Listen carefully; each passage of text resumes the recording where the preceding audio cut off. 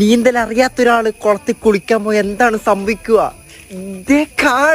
ായിട്ട് നീന്തലടുത്ത് എന്റെ ഭാഗം ശരത്തന്റെ അവസാനം സമ്മതിച്ചു, ബാ കുളിക്കാൻ പോകും. അങ്ങനെ ശരത്തന്റെ വണ്ടി കയറി ഞങ്ങൾ കുളിക്കാൻ പോവുകയാണ് ഗൈസ്. അവിടെ തൊട്ടടുത്തുള്ള സ്ഥലമായിട്ടാ. ഞാനിവിടെ 4 വർഷം മുന്നേ വന്നിട്ടുണ്ട്, ഞാനും സായിയും എൻ്റെ വേറൊരു കൂട്ടുകാരായിട്ട്. പിന്നെ ഞങ്ങൾ വരുന്നത് ഇപ്പോഴാണ്, ഒരു അമ്പലക്കുളമാണ് കേട്ടോ. ഞങ്ങൾ അവിടെ ചോദിച്ചിട്ട് ഞങ്ങൾ ഇറങ്ങി കുളിക്കുകയാണ് ഗൈസ്. എനിക്ക് നീന്താൻ കുറച്ചൊക്കെ അറിയാട്ടാ. എന്തായാലും വെള്ളത്തിൽ വീണ ചാവത്തില്ല കേട്ടാ, അതെന്തായാലും ഗ്യാരണ്ടിയാണ്. പിന്നെ ഞങ്ങൾ അവിടെ നിന്ന് പെട്ടെന്ന് വരേണ്ടി വന്നു ഗൈസ്. കുഴപ്പമില്ല, അടിപൊളിയായി എന്തായാലും. പിന്നെ ഞങ്ങൾ വീട്ടിൽ തിരിച്ചെത്തി ഒന്നും കൂടെ കുളിച്ചിട്ട് ഇങ്ങനെ കിടക്കാണ്. പക്ഷേ തന്നെ ഫുഡ് കഴിക്കാൻ പോകാൻ പറഞ്ഞു. പുതിയൊരു സ്പോട്ട് എന്ന് പറഞ്ഞ് എന്നെ 15 കിലോമീറ്റർ ഒന്നും ഞങ്ങൾ അവിടെ കറങ്ങിയിട്ടുണ്ട്. അവസാനം ഞങ്ങൾ സ്വന്തം ഹോട്ടലിൽ എത്തിയിരിക്കുകയാണെങ്കിൽ, സ്വന്തമല്ല, ഞങ്ങൾ എപ്പോഴും വരാറുള്ള ഹോട്ടൽ, കേരള ഹോട്ടൽ. ഇവിടുത്തെ കിട്ടില്ല ബിരിയാണി കേട്ടാ. 150 രൂപയാണ് ബിരിയാണി, പക്ഷെ നല്ല ക്വാണ്ടിറ്റിയാണ്.